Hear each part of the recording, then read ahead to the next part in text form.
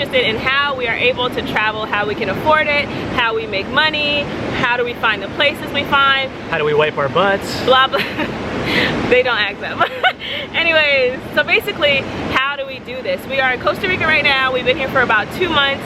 This is our second trip of the year where we've been away for at least 4 weeks, and we plan it very strategically. So we're going to tell you exactly what we did. You don't have to do this, and this is just something that we did and how we got started in traveling, and how we ended up here in Costa Rica, and how we've been on the road for 4 months already? Total 4 months or 3 months? 3 going on 4. Yeah, so we're just going to tell you what it took for us to get here and what it's taking for us to stay here, okay? And also give you some clear action steps that you can do. Yeah. Not just the esoteric kind of how you have to be, but then, okay, now what do you actually do? Very straightforward. Let's go, let's talk. This is how we did it. This is how we do it. Is that the beat? This is how we do it. There you go, yeah. This is how we do it.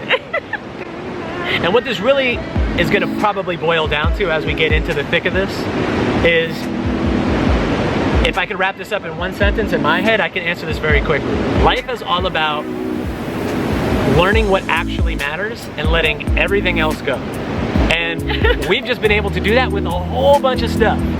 Literal physical stuff and figurative mental stuff. So how can we afford to travel so much? The very We're first... rich, obviously.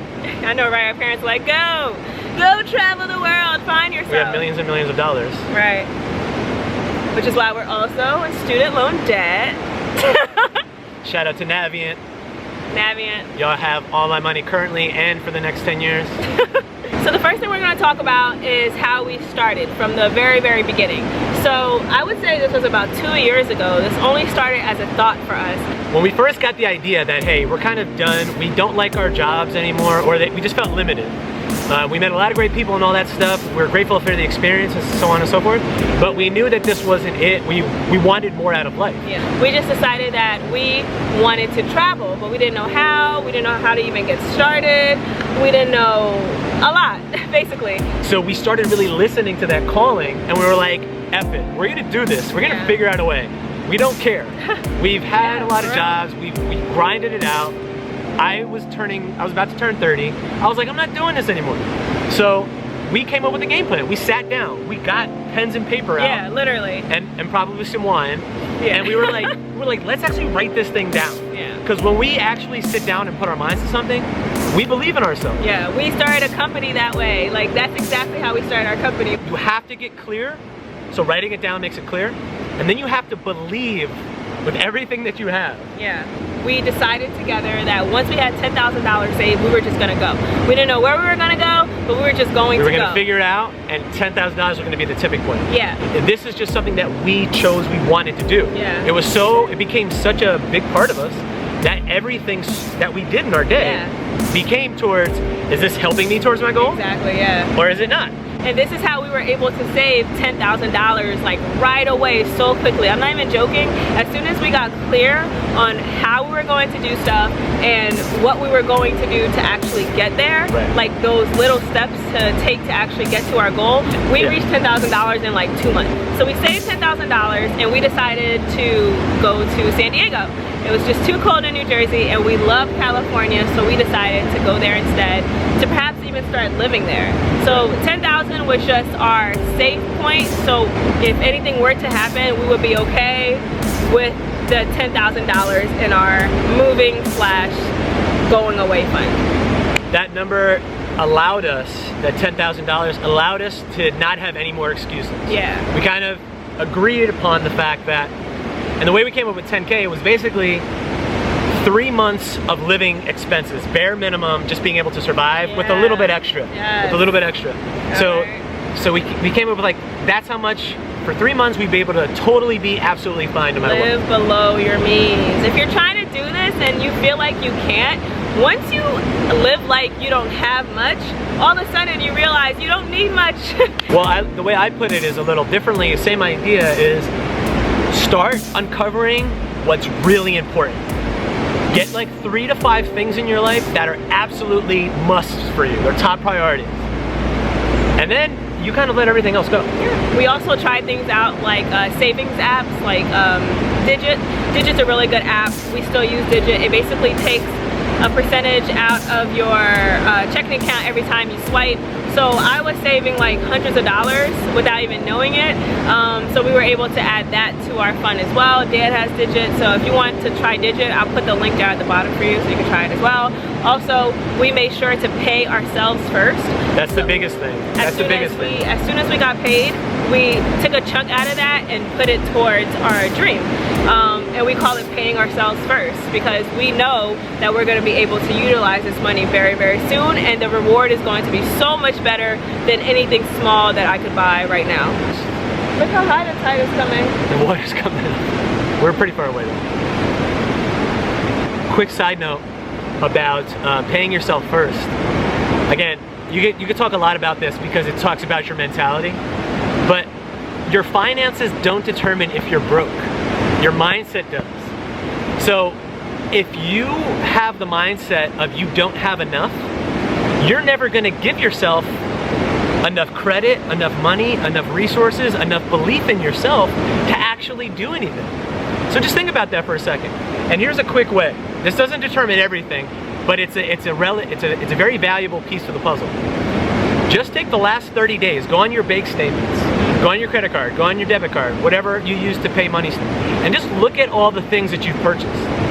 This will give you a little bit of a glimpse into who you are as a person. What are you spending your value on? And if it's not yourself, or if it's not your family, or not your loved ones, or your growth as a person, well, then you have to kind of start asking some more questions. What am I really spending money on here? Is it just kind of stuff that doesn't really matter? From my 12 years of experience with helping people, granted, be it in the fitness and health realm, but finances always comes into play. I can't afford this, I can't afford to eat well, I can't afford to do that or do this. And then they get a medical bill, and then you really can't afford it. So you can't not afford to pay yourself. Because who else is gonna do it? You know? Yeah. Nobody else is gonna put money in your bank account for you. True. You have to do it first, and then others will follow suit, if you actually believe it. That's the key. That's my little 2 cents on finance. I'm no expert, but it really helped me change my entire life. So 10,000 was our number, so it could be different for you. It could be 5,000, it could be 2,000, but it's up to you to decide where you feel comfortable enough to be able to just leave and not, you know, feel like you are drowning in debt or something. Right. So 10,000 was our number. Hope that helps. And start small too.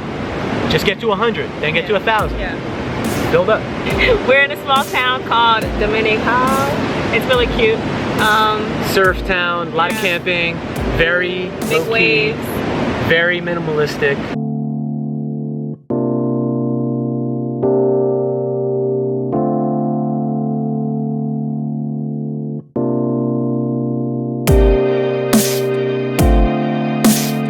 Our next piece of the puzzle was, how are we going to continue to make money?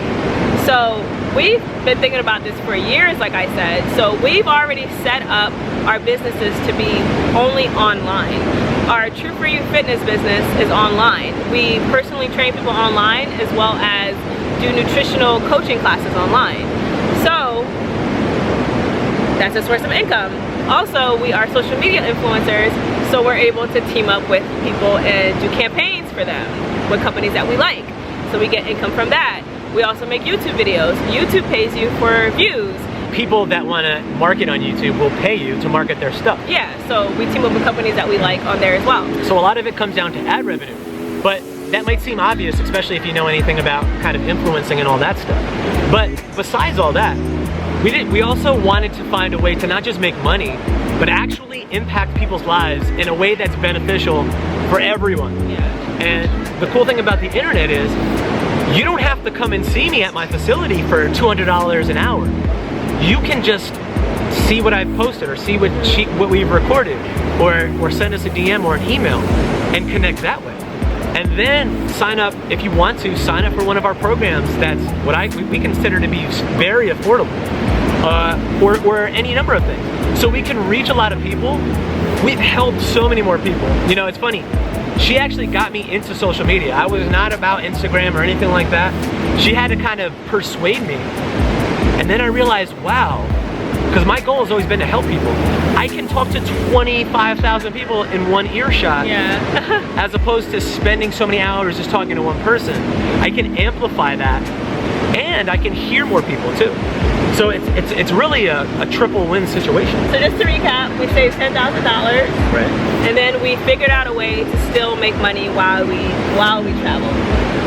And when we run out of money, we just start stripping. No. Well, you don't have to be a social media influencer and you don't have to have a business online, but you can teach English if you go somewhere. You can be like a tour guide. You can do freelance stuff on freelance.com. There's a lot of websites like that allows you to express your creativeness by helping someone else. Everybody has a skill set and a gift.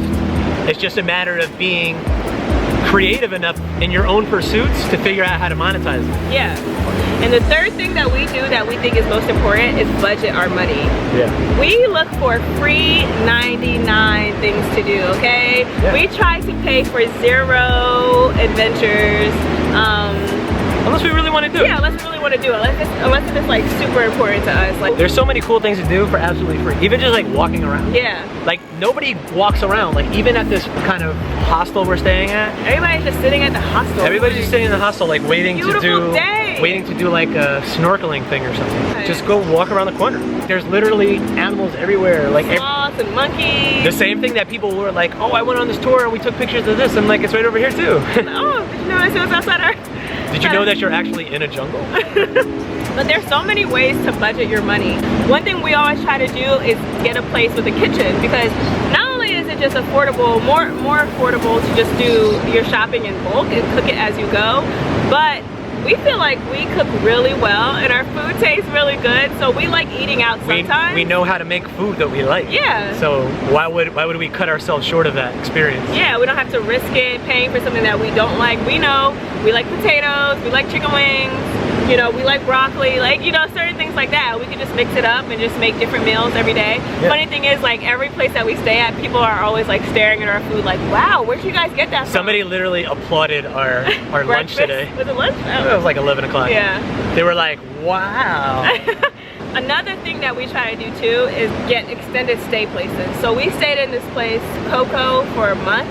But before we booked the place for the month, we were hanging out with like one of our friends that was able to help us out. So basically like scope the place first, maybe meet some locals and they might be able to actually help you out in finding a place in your budget or things like that. Just basically talk to people. See what's around you. You never know who you can meet that may be able to help you. Make friends. Make friends. Like it's the oldest trick in the book, right?